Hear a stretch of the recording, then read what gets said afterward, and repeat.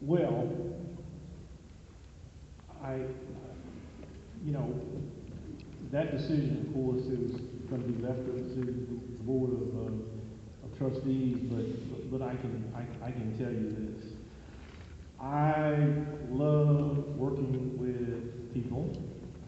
I love giving back. I love making a difference. And I also love a challenge. Okay? So if I can help, I want to help.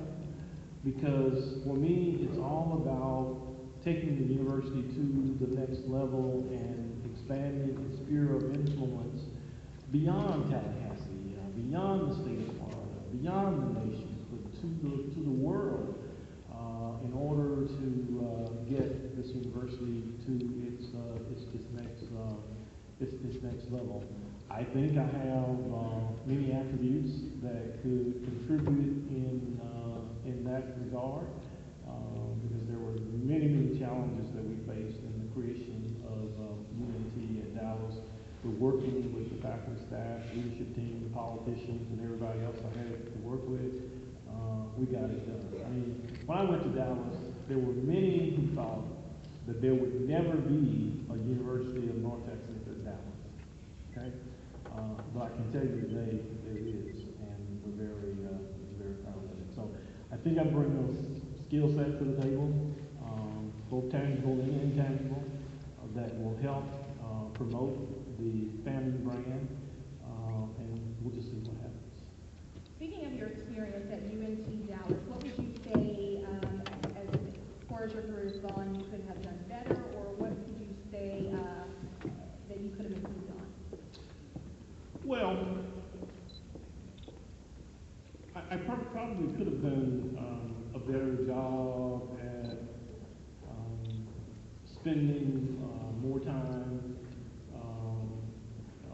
with faculty, staff, and students.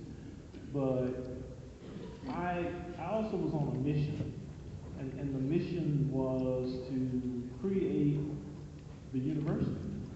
And so I had to have a laser focus on the things that I needed to be focused on in order to be successful. Here, I don't have to worry about creating something. It's already here. What I have to worry about is making sure that I maintain the best relationship possible with all of the people who have a stake in making the university successful. And look, I love working with people, talking with people, doing all the things that you need to do in order to promote the university. So it's sort of a different set of circumstances, a different set of different institution. But I do wish that I had had time to do more of that kind of socializing and mixing with the faculty and staff and students at UT Dallas that I had. Our next audience question. How do you feel about co-ed dorms, and why do you think FAMU has never allowed it? I have no idea why FAMU has never allowed it, but I have no problems with co-ed dorms. I think they are pretty much the norm throughout the country. So I don't see why we shouldn't be a part of the norm. Okay, thank you. How do you plan to keep FAMU up to date with the current technological advances both in and out of the classroom, i.e. class support, classroom equipment, solar panels, etc.? I come from a university system that has state-of-the-art technology. And I also stepped back into the classroom and after 12 years and kind of found out what was going on with respect to technology in the classroom. And man, did I have a lot of surprises. I mean, the old grade book, old PowerPoint way, all that stuff is gone. It's out of the window. And I was a pretty quick learner, you know, in terms of how to use Blackboard and all the things that you can do in the classroom. classroom with respect to technology to provide the students with a quality educational experience. The other thing that I was really surprised at, we have email, and you get emails all times of the day and night from your students about different aspects and being able to respond to those things through technology. Look, the world has changed, and we need to change with it. And so I don't know what technology is at FAMU, but I can tell you that I would want to ensure that we have state-of-the-art technology inside the classroom, available to the students in the dormitory, and utilize technology in every way that we could to make the jobs of the professors easier and enhance the learning experience of the students as well. When performing an audit of university operations, do you feel it necessary to outreach beyond management for information, be it students, staff, faculty? What's your question? Sure. When performing an audit of university operations, do you feel it necessary to outreach beyond management for information? I would think that that would be a part of any normal audit. So I guess my answer would be yes. An audit is not something that can or should be done in isolation. If you only talk to management, you're just going to only have management perspective.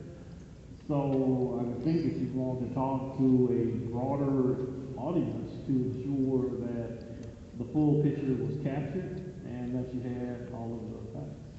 Speaking of audits, fiscal responsibility for an institution, of course, is critical. How can your experiences increase that ability here at FAMU? Well, I'm a PhD CPA in accounting, so I think that whomever would be the vice president for finance and administration, or whatever you call it here, couldn't pull one over on me. I think I would kind of know exactly what the score is there. I also know the importance of keeping your books and records in a proper fashion. I also know the importance of the compliance and audit function.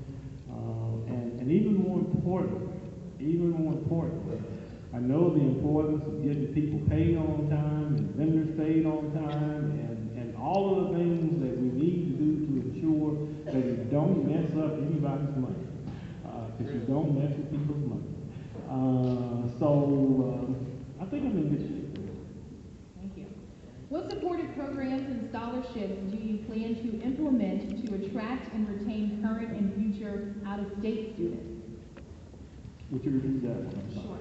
What supportive programs and scholarships do you plan to implement to attract and retain current and future out-of-state students? Well, I haven't really thought about that specifically, but I can just tell you that I would certainly want to make sure that those students are getting a fair share of scholarship dollars. I would like to look at programs like the ambassador program. If you don't have a leadership program, I'd like to take a look at that as well. But I think that it's critically important that the sphere of influence in terms of the enrollment and the growth of enrollment at the institution is cast as forward as you possibly can. The other thing is that students today have such a variety of choice in terms of where they can go to school. And so one of the things that I'd also like to make sure of is that students at FAMU are being afforded a quality educational experience, from where they live to how customer service is delivered to them, to every aspect of how we treat them, and providing the students with that quality educational experience and providing those scholarship dollars and incentive programs to attract out-of-state students into the university would certainly be something that we want to examine and